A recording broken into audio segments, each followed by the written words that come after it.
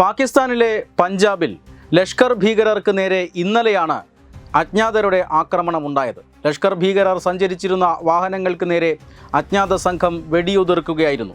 ഈ ആക്രമണത്തിൽ 3 ലഷ്കർ ഭീകരർ മരിച്ചു എന്നായിരുന്നു റിപ്പോർട്ടുകൾ. ഇതിലൊന്ന് ലഷ്കർ ഇ ത്വയ്ബയുടെ സ്ഥാപക മേധാവിയായിട്ടുള്ള ഹാഫിസ് സയ്യിദ് ആണ് എന്ന വാർത്തകളാണ് രാവിലെ മുതൽ വന്നിരുന്നത്. ഹാഫിസ് സയ്യിദ് പാകിസ്ഥാനിൽ നടന്ന അജ്ഞാതൻ്റെ ആക്രമണത്തിൽ കൊല്ലപ്പെട്ടു എന്ന വലിയ വാർത്തയാണ് ഇന്ന് രാവിലെ നമ്മളെല്ലാവരും കേട്ടത്. പക്ഷേ ഇത് പാകിസ്ഥാനോ മറ്റേതെങ്കിലും ഏജൻസികളോ സ്ഥിരീകരിച്ചിരുന്നില്ല.